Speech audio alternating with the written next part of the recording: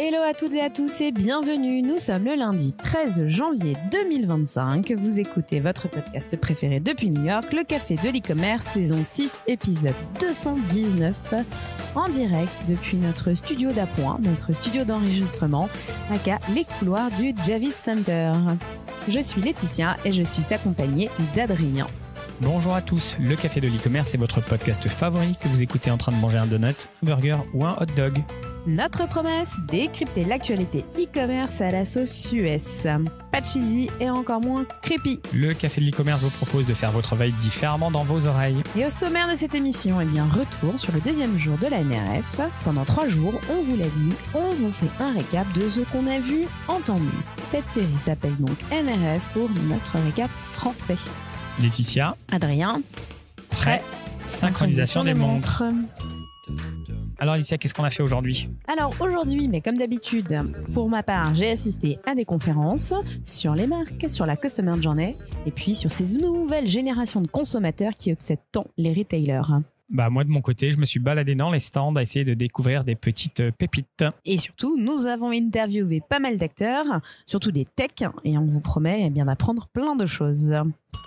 Je te propose qu'on commence tout de suite par 3 choses qui nous ont marqué. Laetitia, qu'est-ce qui t'a marqué ? Aujourd'hui, moi, ce qui m'a marqué, il y a toujours autant de Brésiliens, c'est bien, au moins ils continuent à venir, mais c'est pas le moment le plus fort qui m'a marqué de cette deuxième journée. C'est qu'aujourd'hui, dans toutes les conférences, en tout cas auxquelles j'assiste sur la Customer Journey, on ne parle que d'une seule plateforme, c'est TikTok. Exit les Instagram, les X, on n'en parle absolument pas. Mais s'il y a bien une grande plateforme dont on parle, c'est TikTok, comme si c'était un acquis. Et donc, qui dit TikTok, dit TikTok ban. Et attention, Adrien, on ne parle jamais du TikTok ban. On ne prononce pas cette éventualité. C'est impossible dans la tête des retailers. Ils sont tous là à balancer des super chiffres et des taux de conversion de malades mentaux. Surtout qu'ici, il y a TikTok Shop. TikTok Shop, ça performe de malade. Et personne ne dit qu'il pourrait y avoir cette éventualité. Donc, c'est un peu bizarre d'être dans ce déni. D'ailleurs, c'est toi qui parlais hier de ce grand déni sur d'autres sujets. En tout cas, moi, je le retrouve sur le sujet de la plateforme chinoise TikTok. Tu as essayé de lancer TikTok ici aux US, l'interface est différente ou pas ? Non, l'interface est la même pour moi. Mais on avait déjà fait le test, notamment avec Jonathan qu'on a retrouvé ici et on lui avait pris son téléphone lorsqu'on l'avait rencontré à Chicago et on avait vu l'interface de TikTok Shop. Et toi, Adrien, de ton côté ? Je vais continuer à parler d'IA avec l'Agentic AI Agentic AI qui est dans toutes les bouches. Alors on se trouve dans toutes les conférences, dans beaucoup de conférences, dans les stands et je vois vraiment ça comme il le positionne comme l'évolution de l'IA pour avoir des IA autonomes et en discutant avec pas mal de personnes, j'ai trouvé un frein qui n'est pas un frein technologique, mais un frein d'usage qui finalement me rappelle beaucoup de choses à ce que j'avais pu vivre dans les années 2000, où on avait des outils de personnalisation qui étaient des boîtes noires qui te faisaient de l'IA et qui te permettaient de pousser des messages ou des produits. Et finalement, les marques, les enseignes ne souhaitaient pas les utiliser. Et le frein, c'était principalement les équipes qui voulaient être en contrôle, qui voulaient créer des règles et savoir exactement ce qui se passait. Et là, j'ai entendu pas mal de personnes qui me disaient que justement, c'est un des freins potentiels de l'Agentic AI, de ces agents autonomes, c'est qu'on veut pas les rendre si autonomes que ça, parce qu'en fait, on veut comprendre ce qui se passe et on veut garder la main. Donc, on va voir, on va continuer. Là, on n'a pas encore le recul suffisant, mais c'était intéressant ce retour. Deuxième chose, Laetitia, qui t'a marqué ? Moi, la deuxième chose, c'est le retour en force des DNVB. Alors, elles ont toujours eu une place très prééminente ici au salon et notamment aux États-Unis. Et là, elles avouent un peu pas leurs échecs, mais en tout cas leur difficulté à se lancer dans le retail physique, ce qui pouvait paraître être une évidence il y a encore quelques années lorsqu'une marque se lançait en ligne dans un premier temps et on s'attendait à ce qu'il y ait un flagship store dans un second temps très rapidement. Et bien là, les marques, elles prennent le temps et surtout, comme je le disais hier, notamment dans le cas de Skims, elles vont être dans des points de vente, dans des department stores et elles vont analyser, elles vont co-construire leur go-to-market in-store. Et ça va être le cas avec une des marques dont je vous parlerai tout à l'heure dans la beauty, qui existe pourtant depuis 5 ans et qui pour autant a décidé de ne vendre que chez un revendeur exclusif de la beauté et qui n'a pas décidé d'avoir un flagship avant encore au moins quelques mois. Donc, c'est le grand défi des DNVB qui repense le retail phisique. C'est bien, il y a beaucoup de locaux qui sont complètement vides, qui ont été abandonnés. Donc, peut-être que l'immobilier n'est pas très cher pour ces DNVB. Adrien, le deuxième point qui t'a marqué. Ouais, c'est peut-être pas une tendance NRF, mais en tout cas, c'est une continuité, je le sens pour cette année, mais on l'a déjà dit beaucoup de fois au micro pour ceux qui nous écoutent. C'est le POS qui continue, qui va être un Eldorado, j'ai envie de dire le nouvel Eldorado, depuis quelques trimestres maintenant. C'est Commerce Tools en marge de la NRF, durant la NRF, qui a fait une annonce, qui lance son POS, donc son terminal de paiement ou son système de paiement en magasin, qui est connecté également avec le site internet, bien entendu. Et on se rend compte que Commerce Tools fait partie de ces acteurs qui se positionnent là-dessus. Alors vraiment, je ne sais pas si tu t'es baladé, mais il y a énormément de terminaux de paiement dans tous les sens. Il y a beaucoup de boîtes chinoises aussi qui arrivent avec leur technologie et qui proposent des choses, alors que ça soit du hardware ou du software. Il y a beaucoup de choses autour de ça. Donc c'est toujours intéressant de suivre ça. Et nous, pour la France, on a des Shopify POS, des Commerce Tools, des Stripe, etc. Pas mal d'acteurs qui se positionnent dessus. Et à ce sujet, Adrien, est-ce que tu as vu que les poubelles étaient brandées d'un certain acteur qui communique beaucoup sur le POS et pose la question suivante. Est-ce que vous savez vraiment ce qu'est un POS avec un point entre le P, le O et le S? Tu sais qui c'est cet acteur? Regarde vite fait s'il y a une poubelle quelque part. Ouais, non, je vois pas. Non, bon, écoute, ce sera ton... Bon, moi, je veux dire demain. Oui, ils sont là devant moi, mais je vois pas le nom. Ce sera ton comment dire? Sponsor by Cultivated. Ouais, ok, on le dira demain. Troisième chose, Laetitia. Eh bien, la troisième chose pour moi, ce sont les nouveaux canaux de l'omnicanalité. Alors, je vous parlais des plateformes, des réseaux sociaux. Il y a bien évidemment, les marketplaces, les sites des marques. Hier, j'en parlais. Roblox, c'est un nouveau canal d'acquisition, un nouveau canal d'omnicanalité et tout le monde ne fait qu'en parler. Alors, je ne sais pas si je suis passée à côté de quelque chose, mais en tout cas, c'est monnaie courante de parler de Roblox comme un canal d'omnicanalité. Et toi, Adrien, ton troisième point? Je vais terminer avec quelque chose de latent qu'on entend un petit peu ou qu'on ressent. Je ne sais pas si tu es d'accord avec moi, mais je sens que business is back. Business is business. Déjà, on est aux États-Unis et en plus, ça revient. Je sens quand même un vent d'optimisme. Alors oui, on est aux États-Unis, mais quand tu creuses un petit peu, la tech revient, le business revient et je sens que les affaires se reprennent. Beaucoup de choses, j'ai eu des retours que beaucoup de projets qui avaient été potentiellement retardés, mis en stand-by, ça, ils se réveillent et là, quand je parcourais les stands et que je discutais, il y a un certain regain sur le business et sur des projets qui se lancent. T'es d'accord ou pas? Ça va avec ce que j'ai lancé hier, cette espèce d'idée que oui, aux États-Unis, tout repart. Il y a eu cette période un peu de résilience, je dirais, sur ces 2 dernières années où quand on assistait à la NRF, ils étaient très résilients et là, c'est vrai qu'ils y croient dur comme fer, un optimisme sans égal. Peut-être dû à la présidence Trump qui va être investie d'ici 7 jours. Mais en tout cas, oui, tout va bien dans le meilleur des mondes pour les États-Unis. Et on va passer aux conférences. Laetitia, tu as fait plusieurs conférences. Tu nous en as choisi 2. Je vais les découvrir. Alors, quelle est la première conférence? Bon, essaie de deviner, Adrien. Qu'est-ce que j'aime dans la vie? Le social. Tu as parlé de TikTok, tu parles que de ça. D'accord. Politique, économie. Ouais, il y a de ça aussi. Et ensuite TikTok, Timo. Et qu'est-ce que j'aime bien dans le retail? Luxe, beauty, expérience. Beauty. Et voilà, tu l'as dit. Donc il y a de la beauty, il y a du social commerce et il y a de la politique. J'ai assisté à la conférence Rare Beauty. Je sais pas si tu connais. Pas du tout. Rare Beauty et des insights sur le futur de l'e-commerce. Rare Beauty, c'est la marque de Selena Gomez. Selena Gomez qui est une ancienne du, tu sais, la Disney Channel là et tout ça. Bon, bref, elle a créé une marque de cosmétiques il y a déjà 5 ans et c'est une marque un peu révolutionnaire puisqu'elle est basée sur le mental health. Alors, bien sûr, elle fait de la cosmétique, mais surtout, elle se dit être comme une marque à impact et tout ce qu'elle fait, a un lien avec la santé mentale. Ok, quel rapport avec la tech ou le retail? Le rapport avec la tech, c'est que en fait, cette DNVB, puisqu'elle n'existe qu'en ligne, elle existe depuis 5 ans et elle n'est vendue qu'exclusivement chez Sephora. C'est une boutique qui n'existe pas, elle est uniquement sur Internet. C'est dans les petits papiers de se lancer dans le physique, mais de manière très sporadique, à savoir un petit pop-up store, peut-être à Los Angeles. Et en tout cas, ce qui intéresse cette marque, c'est TikTok, puisque c'est une marque qui s'est aussi fondée sur TikTok.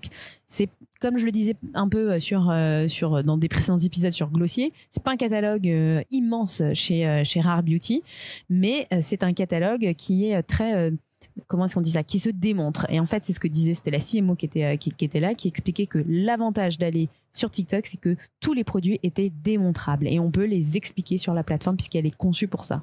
On peut dire que c'est une TNVB, une TikTok native Digital Brand. Non, juste en déconnant. Tu as raison. À ce point. Bah ouais, je pense que c'est vrai qu'ils sont TikTok à fond et c'est un vrai canal très puissant. C'est un canal hyper puissant et il y a des chiffres qui ont été apportés. Donc en moins de 2 ans, TikTok Shop, puisqu'on parle bien de la TikTok Shop, on ne parle pas que de la plateforme TikTok avec des vidéos, on parle de l'axe d'achat. En moins de 2 ans, TikTok Shop a surpassé des acteurs majeurs comme Sephora et Shein grâce à une intégration très très fluide entre le contenu et le commerce, et ça fonctionne donc pour une marque DNVB.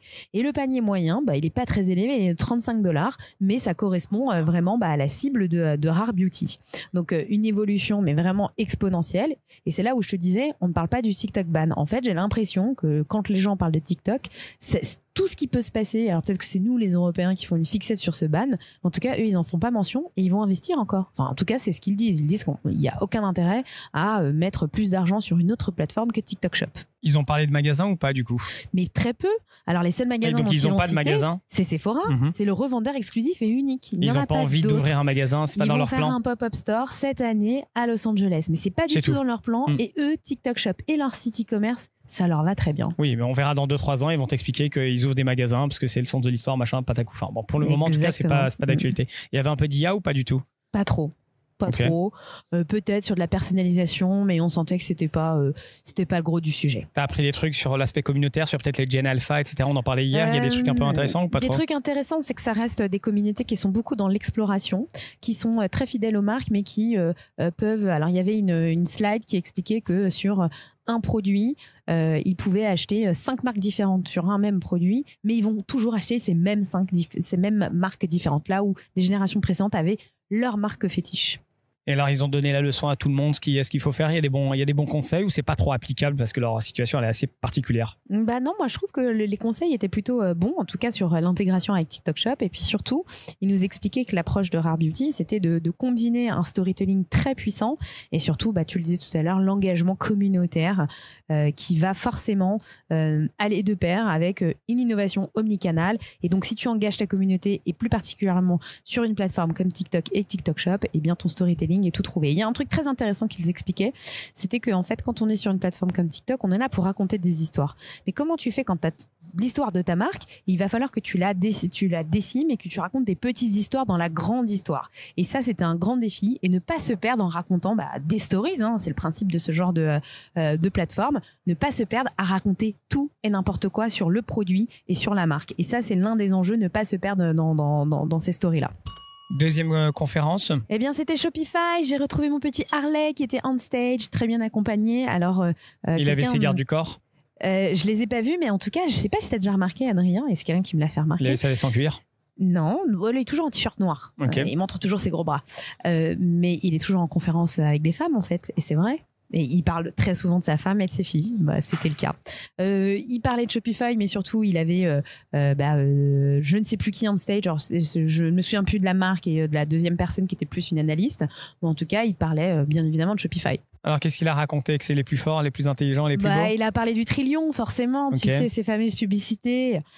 Plus d'1 trillion de dollars de transactions globales et que c'est magnifique chez Shopify.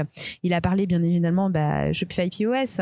Il en a parlé quand même? Parce que c'est peut-être moins un sujet aux US. Il l'a placé. Ouais, non, okay. Il l'a placé quand même. Mais, alors oui, il l'a pas placé comme la révolution. On est d'accord. Mais il l'a placé. Et puis surtout... La révolution, c'est l'IA, non? Enfin, il a parlé d'IA ou pas trop? Il a parlé d'IA, mais il a aussi parlé d'un canal dont j'ai parlé précédemment, qui est Roblox. Ah, Roblox, ok. Roblox. Je sais pas, faut vraiment que je me planche sur le sujet. Et il a aussi dit qu'il fallait être sur les bons canaux et qu'il ne fallait pas être partout et donc nulle part à la fois. Il a annoncé des trucs ou pas? Non, c'était plus inspirationnel? C'était vraiment inspirationnel, pas d'annonce produit, voilà.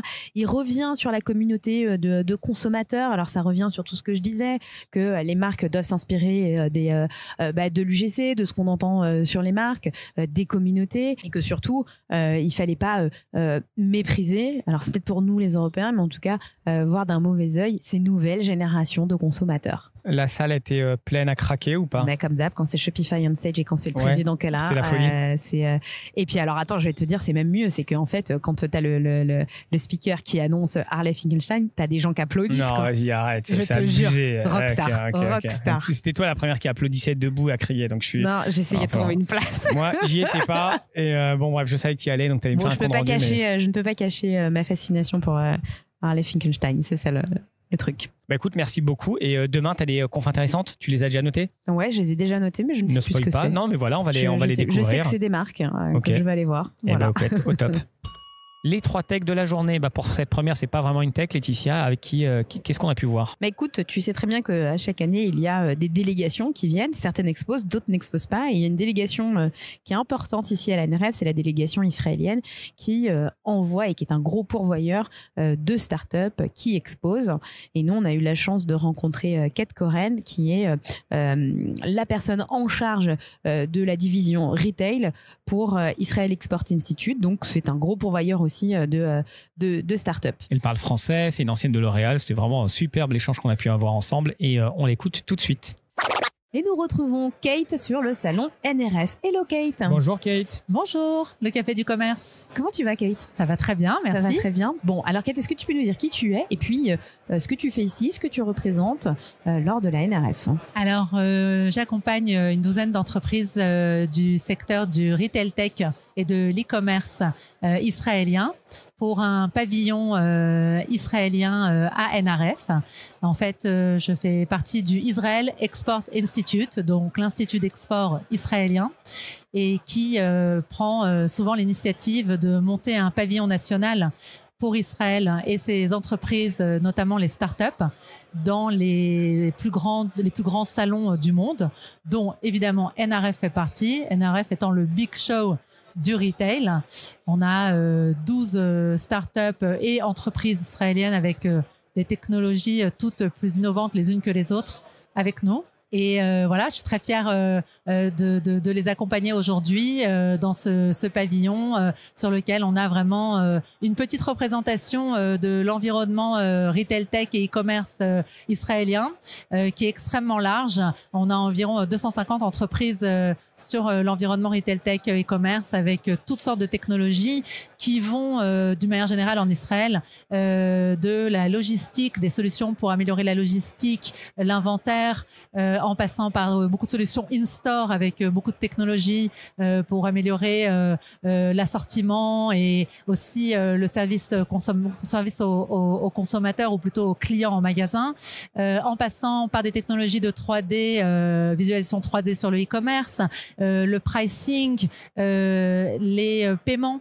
On a aussi des technologies évidemment de customer journey et de e-commerce, d'optimisation pour le e-commerce. Voilà, donc vraiment toute une panoplie de technologies pour lesquelles je vous invite à vraiment venir vous servir auprès de moi. Et je suis ravie d'accueillir toute marque ou retailer français qui chercherait à acquérir des solutions de technologie israélienne. Kate, tu m'as dit qu'il y avait 12 sociétés qui vous accompagnent. Avant d'aller sur certaines d'entre elles, est-ce que c'est des sociétés qui ont déjà des bureaux aux États-Unis, en Europe, qui sont juste où elles sont surtout locales en Israël? Ça dépend des entreprises. Certaines ont aussi des bureaux à l'étranger, d'ailleurs pas qu'aux États-Unis, parfois en Europe, parfois même en France. On a notamment vu ensemble tout de suite Kaouna qui vient d'ouvrir un bureau à Paris, en l'occurrence, pour ses différents clients français. Mais ce qu'il faut savoir, c'est que juste pour répondre un peu plus précisément à la question, en Israël, l'avantage de ces entreprises israéliennes, c'est que c'est un pays très cosmopolite, très international, où il y a beaucoup de langues et beaucoup de nationalités. Et en fin de compte, elles arrivent à recruter en général du personnel qui va pouvoir servir toutes sortes de marchés à travers le monde, avec des clients qui vont parler uniquement espagnol, français, anglais évidemment. Kate, qu'est-ce que les startups israéliennes viennent rechercher ici? Des clients d'abord ou alors peut-être, comme tu le disais, de la main-d'œuvre, des ressources, des cerveaux qui vont pouvoir continuer à développer ces technologies? NRF, c'est avant tout la présence pour trouver de nouveaux clients, aussi des investisseurs, des potentiels, des contacts, des intégrateurs qui vont ensuite leur ouvrir de nombreuses opportunités. Tu les connais toutes les sociétés parce que tu les accompagnes. C'est quoi tes 2-3 coups de cœur? Est-ce que tu as le droit d'avoir des coups de cœur? Tu les aimes tous, alors, etc. peut-être ouais. selon les différentes technologies. Voilà, peut-être en magasin, tu peux nous dire cette techno sur la fraude. Moi, j'ai la chance de travailler sur un secteur qui est tellement excitant. Et c'est vrai que du coup, j'ai pas mal de coups de cœur. Il y a, par exemple, je pourrais parler de Symbio, qui m'intéresse énormément, puisqu'en fait, c'est une plateforme qui va faciliter l'accès pour une marque à toutes les marketplaces de manière très intégrée. Donc, je pense que c'est un outil qui est formidable, qui vaut la peine d'être connu. Notamment, il y a des marques françaises qui travaillent déjà avec eux, comme Lacoste, Moncler. On a aussi des boîtes qui me tiennent à cœur et on a plusieurs solutions de ce type en Israël comme Return Go qui vont avoir une approche un petit peu plus aussi pérenne dans le sens où ils vont essayer de limiter les retours, ce qui a un aspect économique important pour les entreprises e-commerce qui font face à énormément de retours puisque eux en fait ils vont favoriser l'échange plutôt que le retour, ce qui permet par ricochet aussi de limiter les échanges physiques et donc la pollution et les contraintes environnementales qui sont liées à tous ces retours. Chaque année, on est là avec Laetitia et on a 2 choses qu'on aime beaucoup voir. C'est 1, le coin innovation et 2, le coin Israël. Il y a toujours des pépites et franchement, je rebondirais sur ce que tu as dit tout à l'heure sur le côté cosmopolite. On trouve toujours de tout. Des fois, c'est du social, des fois, c'est des trucs très techniques, des fois, c'est de la sécurité et c'est toujours hyper intéressant avec Laetitia quand on se balade parce que on voit des choses et très pragmatiques. En fait, c'est ça que j'aime beaucoup. Oui. C'est des choses pragmatiques et toujours avec des clients. C'est jamais 3 slides. Voilà, exactement. Il y a toujours des clients qui sont associés. C'est pour ça que moi j'aime bien dire que finalement vous êtes même plus déjà à l'état de start-up, vous êtes déjà bien avancé parce que quand on vient et qu'on affiche déjà autant de clients sur son stand, c'est qu'on est déjà bien avancé. Donc bravo. Félicitations. Bravo à vous. Merci beaucoup. Kate, comment est-ce qu'on fait pour en savoir plus sur, j'ai oublié le nom, l'Israël Export Institute, c'est ça? Israel Export Institute. C'est ça. On te contacte sur LinkedIn? D'abord, on a un site internet. Il y a un site internet. Ok. Si on tape le Israel Export Institute sur Google, on nous trouve. Par ailleurs, je sais pas si vous avez la possibilité de donner mes coordonnées. Enfin, oui, on peut donner ton LinkedIn. C'est tout ce que tu veux, on peut le donner. On va poster ton LinkedIn comme ça les gens. Tu acceptes tout le monde, on est d'accord? Tu vas avoir un pic de demandes sur LinkedIn. Kate, c'est quoi la prochaine échéance pour vous? Où est-ce qu'on vous retrouve? Sur quel salon vous allez exposer? Alors, le prochain salon sur lequel on va exposer à mon niveau, c'est le salon IBC à Amsterdam, pour les exposer en fait des solutions de médias et de broadcasting israélien.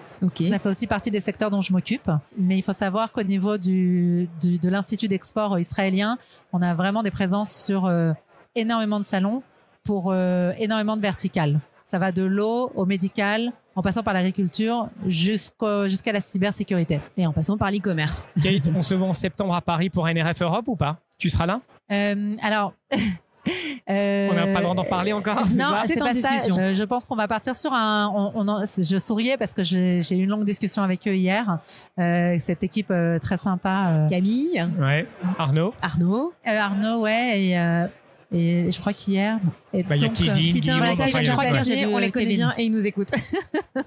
Alors ouais, vous êtes en discussion. En tout cas, c'est encore parler. On va dire ça comme ça. Mais en tout cas, ce qui est sûr, c'est qu'on va encourager les entreprises israéliennes à y prendre part. Eh bien, on se revoit du coup en septembre. Merci beaucoup. Bonne fin de salon et encore merci de ton temps et d'avoir accepté de répondre à nos questions. Merci beaucoup, Kate. Suite Adrien, mais sous les bons conseils de Kate, nous sommes allés rencontrer une autre start-up. Kaouna, c'est une boîte qui nous avait en plus été recommandée par un copain, par Oussama, si tu nous écoutes, en France, qui nous avait dit que c'était une boîte vraiment très très intéressante. Et donc, je te propose qu'on l'écoute. Ils sont dans la recommandation. Ils font des choses très très intéressantes. So I'm very happy to be here with Gal. Hello, Gal. How are you? Hey there. Hi, guys. Nice to meet you with you. And it looks like we have a great show so far. Yeah, you're happy with the show? Yeah, everything is amazing. I think, the year started very nicely for a lot of people. It was a tough year last year for many of them. And some of them in the US especially are still struggling. But it seems that there are also very good opportunities and the market is trying to reset toward more efficient growth, to more retention-led growth, meaning more personalized experiences with their customers, and it speaks our language. So for us, we really love it. Okay, so that's a great place for you to be. So Gal, what are you doing here at NRF, and what your company is doing? So basically my background, I came from Amazon. I was one of their first AI engineers. At the beginning in AWS, I developed their AI accelerator, and then I moved to Alexa Shopping, where I was leading search, recommendations, and insights. Basically everything that relates to personalization through the Amazon.com experience. When I went out of Amazon, I realized things are completely different, meaning you don't know who's the user that comes to the website most of the times. Most of the website visitors are actually anonymous, more than 96% of them, if I may be accurate. And you don't have a lot of history about them. And I was asking myself, what can we do about it? Because when you don't know anything about the user, how can you actually personalize to them? How can you actually market to the right people? How can you approach people in the right way? How can you generate better experiences and better engagement? So the first thing I did was going into looking on the physical world, the way we operate from back in the days. And I realized, when we were going to a real shop, a physical shop, a good salesperson would know in a matter of seconds if we're going to buy or not, what to offer to us. You don't know who we are. You don't know anything about our history. But you can qualify very quickly. Yeah. Yes, you can identify us quickly because you can call it intuition maybe. But basically what is he doing? He's looking at how we interact with the shop, and he's predicting something about us, about who we are, and he's customizing the experience accordingly. When did you create Kahuna? We started a company about 3 years ago. It started in the academy, to be honest. So I took this concept and I realized that we need to create a new type of data. We call it digital body language, and to see what we can derive with it, what we can predict with this data. So we started in the academy in a place called the Technion, one of the best AI institutes in the world. And we did a spin-off of the research that I did outside to kick off the company and start helping a lot of brands, retailers, and online businesses to know their customers. So Kahuna is a personalization engine, right? Kahuna is allowing hyper-personalization, but we're not replacing the personalization systems that are responsible for the UI and UX layers. You can think of personalization as 3 pillars: identification, segmentation, and activation. Those you refer to as personalization engines are mostly focused on the activation layer, switching the UI or UX, allowing recommendations. But in order to have a proper recommendation or to know how to switch the UI accordingly, so you and me would have different kind of experiences, they need to know something about us. And this is where we come in. So we are doing predictive segmentation and the predictive identification. So we're responsible for the identification and the segmentation. And we're passing the data to the activation layers, to the personalization engines. You rely on anonymous data. You collect data. So as soon as I land on a website, the more I interact with the website, the more you learn and the better you can predict. Is that correct? That's correct. What kind of customers do you have?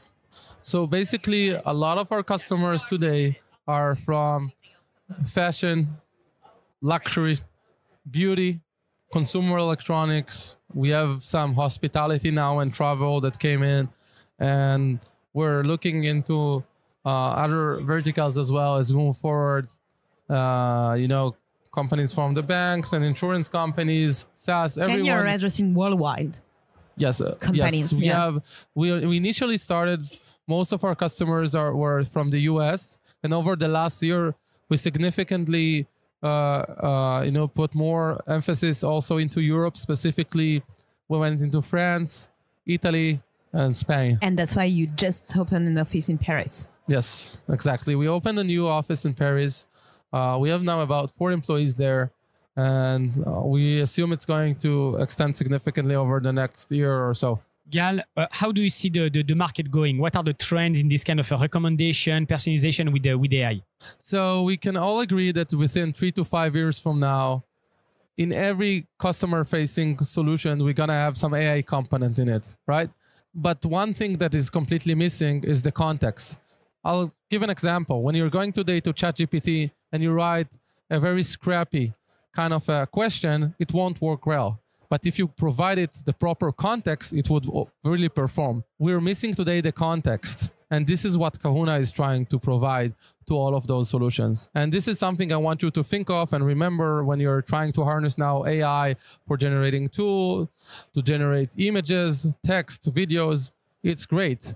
You would get eventually a way to address your customers. But in order to personalize to them, you need to know who they are. And this is what you guys are missing today. And it's important for you to think about it. Thank you so much. Thank you very much, Gal. Have a wonderful end of NRF show and see you soon in Paris because now we have an office. Definitely. Bye We'll bye. see. Bye. Take care. Et enfin, une dernière. Tech Adrien, quelle est-elle? Et surtout, qu'est-ce qu'elle fait? Eh ben ouais, c'était pendant que tu étais en conférence, je me suis baladé, j'ai trouvé une tech qui s'appelle Black AI. C'est un petit peu similaire ou dans le même secteur que Trigo qu'on a pu entendre hier. Ils sont dans la computer vision avec l'analyse du flux de caméras et ils permettent de faire beaucoup de choses. J'ai eu la chance d'avoir une démo vraiment pour moi tout seul. J'avais le patron qui m'a fait une longue démo. Donc j'ai trouvé ça super intéressante et je te propose qu'on l'écoute tout de suite au micro. Hello, Keaton. Hey, how's it going? Good. Keaton, can you introduce yourself? Who are you and what is your company? Cool. I'm Keaton. I'm from a company called Black AI. We're based in Australia and we do a lot of work in retail in North America and Central America. You are the CEO and the founder of this company. Yes. Congratulations. So I came to your booth and you start to explain what you are doing. Can you explain in very simple word, what is your technology? Sounds good. So we've got a solution that plugs into the existing security camera infrastructure in stores. And we use that camera feed to understand the customer journey and what's actually happening on the ground in stores. There are like, when we discuss together, there are like 3 use cases, but maybe there are more. It's like a loss prevention, customer journey, and then sales associate. Can you just explain like for each of those use cases, what you are doing and how we can help? Yeah, sure. So maybe I'll start just at a higher level. Yes. So we look to understand when somebody enters the store, as they move throughout the store, camera to camera, we'll look to understand that full journey, everything that they do. So if somebody interacts with the shelf, if somebody interacts with the point of sale, or if somebody just walks through an aisle, we look to understand all of that. And so when we have that data and that information, we can use it for a few things. And so one of those things is around theft. So we can look to understand, for example, if somebody enters the store and goes to cosmetics and they interact with the shelf a lot, put a lot of things in their bag, and then they walk straight towards the exit, all of those things are being tracked by the system. And so it's quite easy for us to then raise a notification to staff to say, hey, this person's had these interactions. Just keep an eye on them and look if they walk through the checkout or if they go straight to the exit, you might want to go and help them with some assistance. In this use case of diffs, you have like a real-time alert, right? Or how does it work exactly? So a real-time alert, and we can package that alert with whatever information is useful to make a decision for the staff on the ground. So if that's a quick clip of the video footage of a person taking something off the shelf, we include that. And that can go to the right person at the right time so they can make a decision. And you told me here at NRF that like 50% of the people, the retailer that talk to you, they are like interested with the loss prevention, right? So it's a big thing. Yeah, I think it's just something that's hurting retailers a lot right now. So it's a big focus for our customers.